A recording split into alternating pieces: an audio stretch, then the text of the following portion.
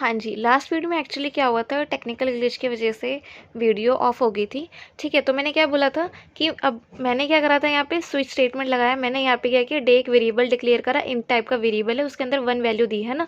अब उसमें क्या हुआ, उसमें मैंने क्या किया, स्विच स्टेटमेंट लगाया, स्विच का कीवर्ड लगाया, उसमें मैंने डे पास कर दिया, डे वेरिएबल जो हमारा था। उसके अंदर मैंने केसेस लगाए, क्योंकि स्विच के अंदर केसेस आते हैं, है ना। तो देखिए, जैसे आप जानते हैं ना कि हमारे फोर इफ़ हम स्टेटमेंट लगाए तो उसमें क्या होता है कि कंडीशन आता है, तो स्विच के अंदर क्या आता है, केसेस आते हैं। ठीक है, तो केस 1 में हमने किया था कि अगर केस है और केस में वैल्यू में 1 है, ये 1 यहाँ वाला 1 है, केस 1 वाला नहीं है। ठीक है, केस में 1 अगर वैल्यू है तो क्या आएगा, सिस्टम डॉट आउट प्रिंट आप करवा दीजिए मंडे।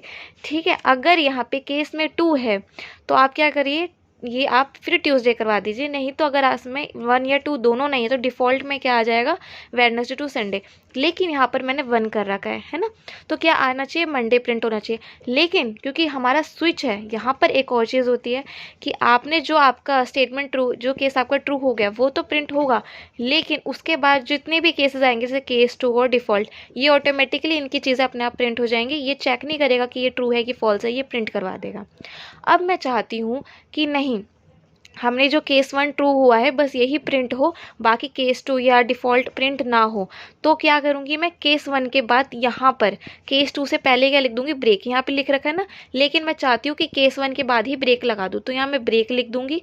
और उसके ब्रेक लिखने के बाद क्या होता है, तुरंत जो हमारा क्या होता है, एक आउटपुट आ गया, उसके बाद लूप वहीं ख़त्म, मतलब वहीं पर वो कंडीशन, बस वही स्टेटमेंट लगेगी। उसके बाद जितनी भी हमारी केसेस है वो नहीं प्रिंट होंगे। ठीक है, ब्लॉक वहीं ख़त्म हो जाएगा, मैं ब्लॉक से बाहर आ जाऊंगी। ठीक है, मतलब ये कि केस 1 और बस यही मंडे ही प्रिंट हो, तो उसके नीचे मैंने ब्रेक लगा दी और मैं ब्लॉक से बाहर आ गई, और केस 2 और डिफ़ॉल्ट वो प्रिंट नहीं होगा। तो आप समझिए स्विच क्या होता है। देखिए, ये एक्चुअली क्या है, सेकेंड वीडियो है, सेकेंड पार्ट की वीडियो है। ठीक है, फर्स्ट पार्ट की वीडियो क्या हुआ कि वो बंद हो गई थी। ठीक है, तो आप वो वीडियो देख लीजिएगा, मैं उसमें इस वीडियो में लिंक प्रोवाइड कर दूँगी फर्स्ट पार्ट की वीडियो का। ठीक है, तो आप वो ज़रूर देख लीजिएगा, उससे आपको इफ़ एल्स इफ और एल्स कंडीशन का अच्छे से क्लियर हो जाएगा। उसके बाद आप स्विच स्टेटमेंट का भी आप ब्रीफ ले लोगे उस वीडियो से। ठीक है, अब नेक्स्ट हम फॉरवर्ड मूव करते हैं। अब हम आते हैं अपने लूपिंग कंडीशन पे। देखिए, लूप का काम क्या होता है, लूप का काम होता है जैसे कि कोई मुझे काम कराना है, अगर सपोज़ मुझे प्रिंट करवाना है, कोई मुझे प्रिंट कराना है, जैसे हेलो प्रिंट करवाना है ना, तो एक बार मैं ये स्टेटमेंट लिखूँगी और हेलो लिख दूँगी तो वो प्रिंट हो जाएगा। लेकिन अगर वही चीज़ मुझे 10 बार करवानी है, तो चलो 10 बार आपने लिख भी दिया। लेकिन अगर वही चीज़ आपको 1000 बार करानी है तो आप 1000 बार तो नहीं लिखोगे, system dot out print L N, उसके बाद फिर हेलो। ठीक है, डबल इन्वर्टेड कॉमर्स के अंदर हेलो, है ना, नहीं लिखोगे आप 1000 बार। तो आप क्या करोगे कि आप उस पर लूप लगा दोगे। तो लूप का मतलब होता है कि जब भी कोई काम हमें करवाना है और उसे बार बार करवाना है, ठीक है, बार बार हम उसका पूरा कोडिंग नहीं लिखेंगे, हम उस पर लूप लगा देंगे। ठीक है, कोई काम जिसको बार बार करवाना है उस पर हम बार बार कोडिंग नहीं करेंगे, हम लूप लगा देंगे। ठीक है, अब देखिए मैंने एक्चुअली मेरे चैनल पे लूप की वीडियो मैंने अलग से मेंशन कर रखी है, तो आप वो भी जाके देख लीजिए। तो अगर आपको ब्रीफली लूप को समझना है तो आप उससे समझ सकते हैं। ठीक है, और जावास्क्रिप्ट में भी, जावास्क्रिप्ट का जो मेरा प्रॉपर वीडियो, उसमें भी लूप की वीडियो होगी। ठीक है, तो आप उसको भी देख सकते हैं, राइट।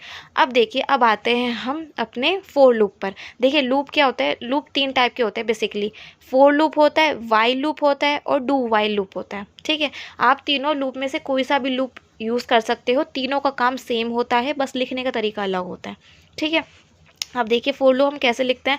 फोर लूप यहाँ लगाया, फोर कीवर्ड। ठीक है, फोर के अंदर हम क्या करेंगे, इंट हमने आई हमने क्या कहते हैं, इनिशियलाइज, मतलब आई को हमने 1 वैल्यू असाइन कर दी, आई को 1 से हमने स्टार्ट कर दिया।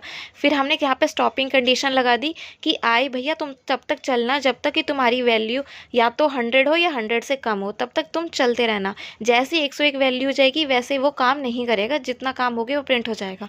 ठीक है, और यहाँ पर क्या होगा, उसके बाद यहाँ पे एक सेमीकोलन है, उसके बाद फिर i equals to I plus plus, यहाँ पे अपडेशन ले रहा है। यहाँ पे हर बार i +1 करेगा और अपडेट लेगा। पहले 1 हुआ, 1 है, उससे फिर स्टार्ट करेगा, 2 हो जाएगा, फिर 3 हो जाएगा, फिर 4 हो जाएगा, अनलेस एंटिल वो 100 होगा। 101 पे वो 101 नहीं प्रिंट करवाएगा।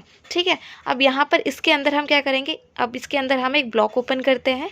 फोर लूप के बाद हम यहाँ एक ब्लॉक ओपन करते हैं, उसके अंदर अपना काम करते हैं। ठीक है, इस काम के अंदर हम जैसे कि हमारा आई, तो यहाँ पर क्या होगा कि आई की वैल्यू 1 से लेके 100 तक प्रिंट हो जाएगी। ठीक है, और वही आ जाएगा। वो 101 प्रिंट नहीं होगा, क्योंकि 101 प्रिंट इसलिए नहीं होगा क्योंकि आपको पता है कि मैंने कंडीशन, स्टॉपिंग कंडीशन 100 तक लगाई है, 100 के बाद नहीं लगाई।